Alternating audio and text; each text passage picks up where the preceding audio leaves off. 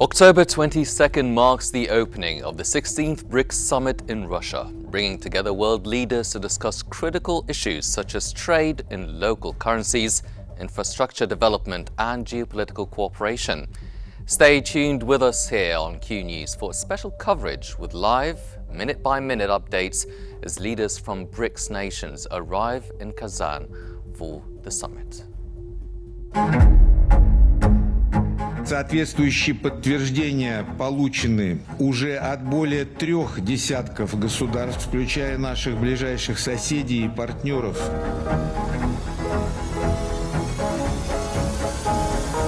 يعقد هذا المنتدى في وقت يشهد العالم فيه تحديات وأزمات.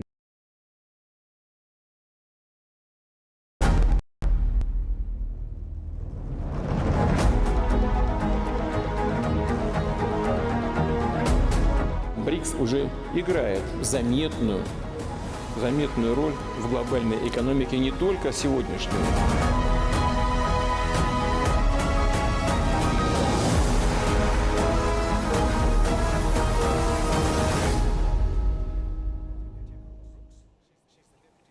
The 16th BRICS summit is commencing today in Kazan, Russia, and will run until October 24th. The summit features participation from several leaders, including those from Egypt, Russia, Brazil, India, China and South Africa. The Kremlin earlier announced that 32 countries will attend, with 24 of them represented at the leadership level alongside United Nations Secretary-General Antonio Guterres.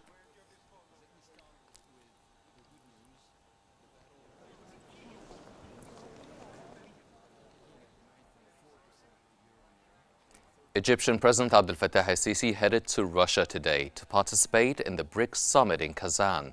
This marks Egypt's first participation as a member of the bloc since officially joining earlier this year. The Egyptian presidency stated that President El-Sisi will present Egypt's vision and positions on key international and regional issues during the summit, particularly focusing on enhancing cooperation among BRICS nations and addressing the complex political and economic challenges facing the world.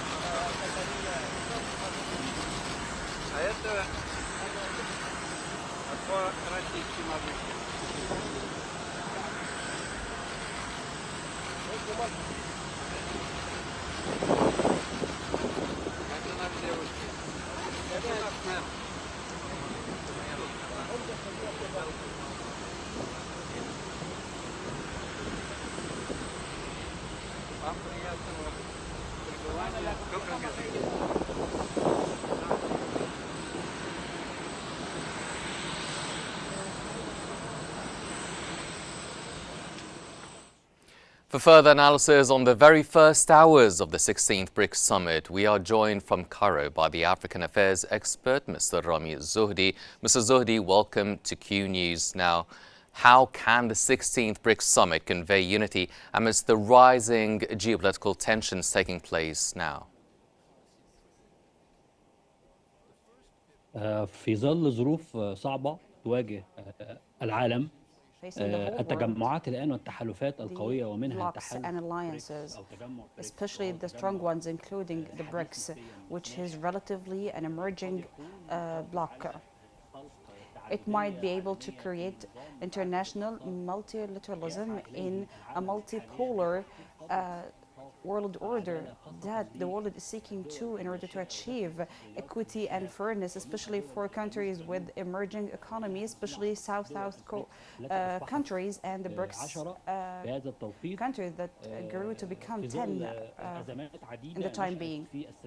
All of this in the context of many crises that emerged in the past few years due to the ownership of one polar of the political and economic management of the world. Now there is a more pressing need for more fair cooperation and fair relationships and funding mechanisms.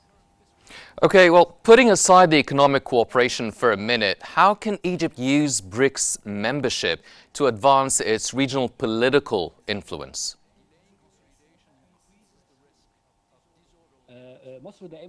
Egypt always has been close to the international alliances and blocs because it's a country of liaison that expresses its continental and Arab and Middle East surroundings. Even if Egypt is not a member, it has been influential in dealing with these blocs or alliances. But having an official membership that started this year and attending the first BRICS meeting, Egypt is fully ready for several issues in relation to important economic cooperation that Egypt influences and is influenced by.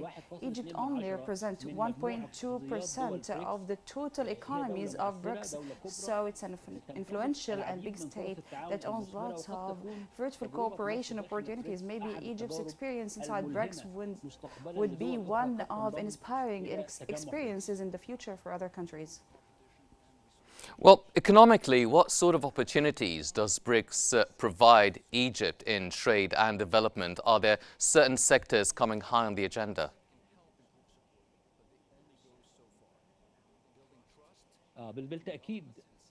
Definitely supporting the inter-trade between member states, providing the basic needs, including the raw material, major raw material for industries and the localization of modern industries, providing the essential needs in relation to food and energy securities for member states, including Egypt, attracting and exchanging more investments between states, studying the concept of expanding the use of local currencies in the trade exchange between these countries. And in the same line, they are considering the implementation of a unified currency that expresses the economic unity of BRICS, even if this is not very practical in reality, but they are on the way. So economy is the main axis that contributes in the unity and strength of these blocks. Mr. Zuhdi, now, what sort of significance or message does it mean when the Russian president's invitation to President of the State of Palestine, Mahmoud Abbas, to attend the BRICS summit means?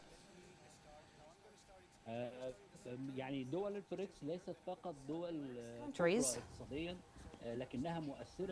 are not very big at the economic level, but they are very influential at the international policy, and they have important opinions in the major issues. BRICS is being interested in inviting the countries with difficult conditions, including oppression and conflicts, represent very strong support for these countries. It's a chance for these countries to be heard regarding their points of view in these events.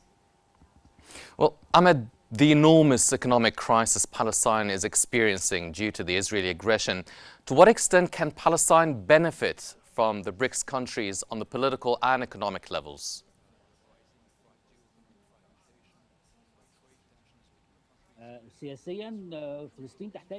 Palestine needs lots of support at the level of big states, and these states indeed are in BRICS. Economically, after the end of the war, that definitely will end, because it's unfair war that Israel will never be able to continue in. Palestine will require a big economic support for a trial of a reconstruction of what have been violated in this unfair war. Hence, the BRICS countries, especially that 3 of them are Arab countries, may play an influential role in supporting Palestine at the humanitarian and economic level, especially that Palestine will need this very much. That was the African Affairs expert, Mr. Rami Zuhdi. Thank you very much, sir, for your insights. And for more analysis on the first day of the BRICS summit, we're joined from Moscow by the former advisor to Russian President Vladimir Putin and director of the Russian Institute of Political Studies, Mr. Sergei Markov. Mr. Markov, thank you for joining us here on Q News. Now, first off, what are the primary political goals of the BRICS alliance so far? The main goal for BRICS alliance is, first of all, to build the world which will be more safe and which will not create problems for the countries which come, first of all, from the Western countries. We know that United States and Europe and Britain want to be a dominator in the contemporary world, want to be not just leaders, but want to play a role as hegemon, as dictator of the world. And this is in the BRICS summit and the BRICS club, I would say, it's not organization yet. It was a group of the countries which want to have the world more safe and more respect of sovereignty. Sovereignty is the main, maybe, idea of such a BRICS club. And also another important word is civilization. Now BRICS, it's not just a club of the countries, it's more club of the civilization, which include Chinese civilization, Indian civilization, Russia, European civilization, Egypt, Saudi Arabia, and United Arab Emirates is Arabic Muslim civilization, Iran, it's Persian Muslim civilization, African civilization, South Africa, Latin America, Brazil civilization, and we expect Pakistan and Indonesia and Algeria, also Turkey and Azerbaijan will probably join this BRICS coalition quite soon. Well, by many, the BRICS was always seen as an economic sort of summit, but realistically, how influential can BRICS be in terms of reshaping the global political scene? First of all, BRICS is not Western from the anti-Western from the beginning, but it has to be a little bit anti-Western because they preserve own sovereignty, but where the threat to the sovereignty come from? It's from Western countries. That's why existing of BRICS already limited pretext of the Western country for the global hegemony. Also, very important that now BRICS countries try to create a new currency exchange system, which can be not replace SWIFT, but which could be parallel to SWIFT. It means that no monopolization is the main idea of the BRICS. And if we have monopoly of the Western countries and Western institutions, Western infrastructure, if we will have somebody who appear to be and say, look, we shouldn't have monopoly, we should have another different projects, it's already crashed monopoly. That's why BRICS is making the future of the global human civilization. Well, the BRICS summit now includes 10 countries with huge diversity. Now, how do the political interests of BRICS members align despite their diverse backgrounds? Yeah, it's very difficult. It's not only 10 countries members, also generally 22 leaders of the state now represented in this Kazan summit, and which is Vladimir Putin is the host. And additionally, more than 10 countries represented by foreign ministry leaders. So they have a lot of contradiction. That's why BRICS leaders, which are all, of course, Russia, India, and China, decided probably not to open the door for everybody to become the member of BRICS. They create now another status, which is country partner of the BRICS, because of course the founder and the main countries, they're very much afraid that it will be 40, 50 members of BRICS, the inside contradiction can paralyze activity of the BRICS. Of course, this is a real concern. Mm-hmm. Well, you spoke of Western powers. Now, how can countries benefit from BRICS in negotiations with Western powers, especially if they stand on opposite sides?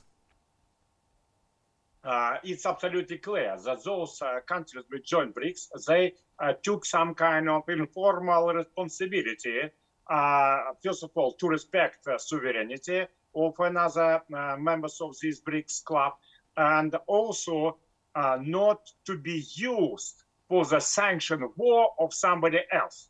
More specifically, it means not to follow or to the policy of pressure which made by Western countries. It means that if BRICS members have negotiation with Western countries understand the pressure against this country will be much more difficult deal than with a country which is not a member of BRICS. Mm-hmm. Well, in light of the significant political developments taking place around the world, what sort of messages does BRICS aim to deliver to the global south through this summit? The global south, the main message is, first of all, now the organization exists which will help you, because everybody understands the United Nations now paralyzed by domination, I would say dictatorship of the Western countries, but BRICS are free from the dictatorship of the Western countries is first idea. Second idea, that to have the world without domination and the world where different civilizations and countries will be respected. It's not something miracles. It's real our plan. We are going to build this new world without imperialist country, without domination, and without imperialist wars. Mm-hmm. Mr. Markov, now being a former advisor to the Russian President Vladimir Putin, what sort of challenges or obstacles or worries might the Russian leadership have in regards to this BRICS summit? Vladimir Putin, first of all, he is host. So as host, he has a lot of organizing problems. And also, you may know that Kazan can be reached by drones of Ukrainian army. So to have anti-drone, anti-missile protection system is maybe number one concern of Vladimir Putin, to defend leaders of BRICS countries from attacks of the Ukrainian army, and a little bit crazy Zelensky is main Putin goal. Second goal is to conduct all these meetings without tough tensions. It should be resolved, and if result will be reached in Russia over such issue like new system of membership and formation of the currency exchange parallel to the Western SWIFT system, it's another Putin goal. Also, Putin will have some kind of negotiation about resolving of Ukrainian crisis. Of course, this is very important for a Russian leader. We have Chinese-Brazilian plan, which is very easily stop war and start negotiation, which probably can be continued as in Korea for the many decades and even centuries. But first of all, stop war. Russia explaining to another country that this is impossible because we already twice tried to do this, just stop war and start negotiation. We have very selfish, aggressive behavior of the Western countries, which in fact occupy Ukraine, and it will be not peace, it will be war break, which will be used by Western countries for the full armament of Ukrainian army and for starting the new war again. This new war will be much more tough and possibly will come to the using of tactical nuclear weaponry. That was former advisor to the Russian President Vladimir Putin and director of the Russian Institute of Political Studies, Mr. Sergei Markov. Thank you very much, sir, for your insights. And this brings us to the end of our special coverage on the 16th BRICS Summit in Russia for now. Now remember to stay updated by following Qnews on YouTube, Facebook, X, Instagram and TikTok at QNewsEG for the latest developments. I'm Hanif Saif. Thank you for joining us.